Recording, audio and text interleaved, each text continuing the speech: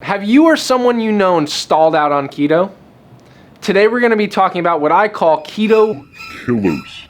But before we jump into it, do me a favor and in the comments let me know something that you believe or something that you've had that has stalled your progress on keto, and we'll check it here at the end to see if it lines up with our list.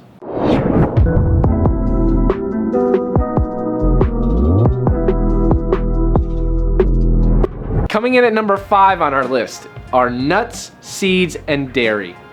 All of these are easily overconsumed on a ketogenic diet, right? When was the last time you took a handful of nuts and you might have tried almonds or macadamia nuts and you really didn't weigh it out, and not realizing it, you probably consumed 2, 3, or 4 servings.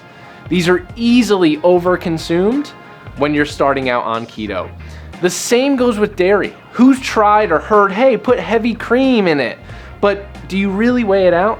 The serving for heavy cream is very small and it's very easy to overdo it. So be careful when you're having nuts and seeds, because again, not all of them are the same. Peanuts are very different from almonds, are very different from pecans and macadamia nuts. Similarly, not all dairy sources are the same. So be cognizant of the sources of your nuts, seeds, and dairy. And when you're just starting out, I'd caution you and just ensure that you weigh them out to prevent over-consuming them. Number 4, and this one's the hard truth. You can't handle the truth. And it's a little tough love for a lot of you out there that enjoy a little wine like myself, is too much alcohol, right? Just like I talked about with nuts, seeds, and dairy, you can overconsume alcohol and this can stall your progress. But why is the rum gone?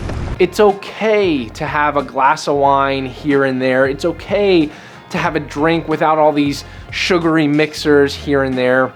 But too much, or having a splurge on the weekend with a couple margaritas or a couple fancy drinks that have all those sugar additives inside of them, can easily knock you out of ketosis and stall your progress.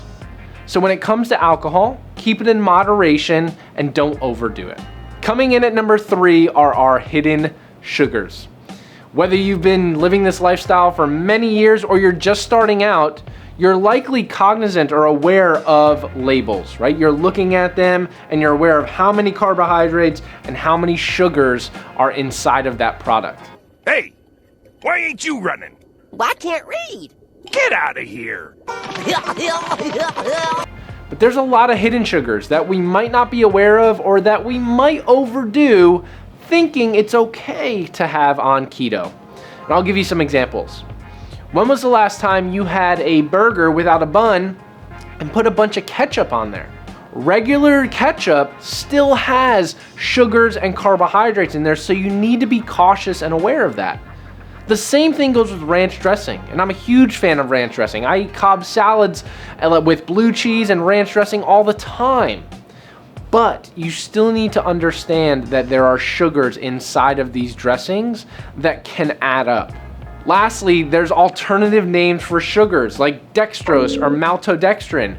If you've ever looked at a Splenda packet, or if you've ever looked at some of these fillers that are utilized in some of the products, they'll have maltodextrin and dextrose, which are just another name for sugars. So be careful with the hidden sugars and just make sure you're cognizant and aware of what's actually inside of the product.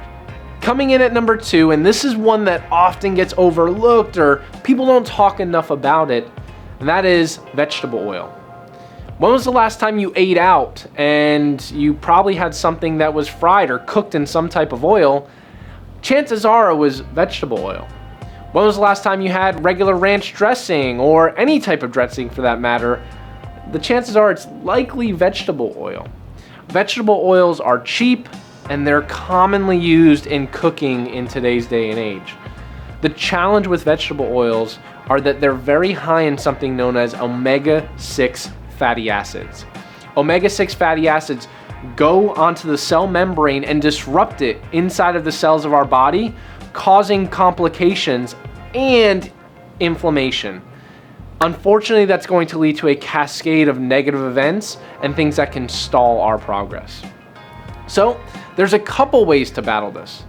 Number 1, you could lower the amount of vegetable oils that you're consuming. At home, opt for dressings that don't contain vegetable oils. Instead of using regular Pam when you're cooking, use butter or ghee or avocado oil as alternatives. And number 2, you need to balance out the ratio because not all omega-6 fatty acids are bad.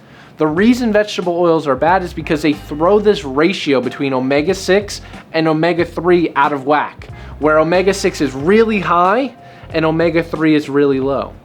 So to counter that, we need to bring the omega-3 fatty acids up, and that's truly what matters in that ratio. And that can be done by eating high quality sources of fish or even supplementing with things like fish oil.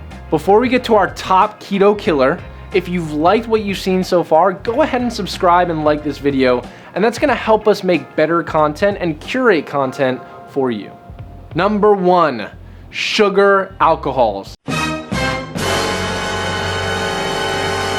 So not all sugar alcohols are bad, but there's a lot of sugar-free products that use sugar alcohols that not only will raise your blood glucose, but will leave you running to the bathroom and sitting on the toilet for hours. So let me explain this. If you go to your everyday grocery store and you look at the sugar-free aisle, most of those sugar alcohols you'll see are maltitol or sorbitol. These sugar alcohols can't be subtracted to determine net carbohydrates. They will get processed by the body, they will increase glucose, and I promise you, you don't have to go through the excruciating pain. I've already done it for you. It will leave you running to the bathroom and destroy your stomach. So avoid these at all costs.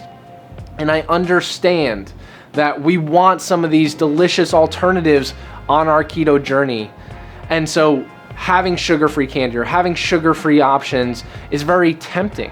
But we need to be cautious about what products we consume and what products actually have legitimate sugar alcohols and fibers versus ones that will just destroy our stomachs and actually knock us out of ketosis.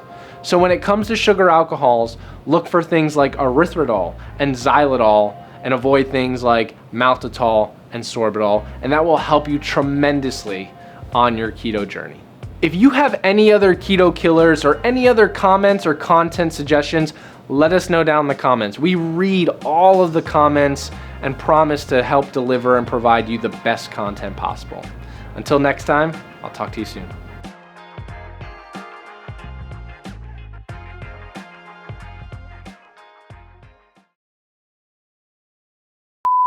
Are nuts, seeds, and dairies. Dairies. Are they like fairy dairies? Are there dairy fairies? I don't know. Dairy and full of nuts. I saw you laughing. I was like, I gotta keep going. I was like, this is gonna go south real quick. Very important one, and one that often gets overlooked, and that are. Are you kidding me? Are we still rolling?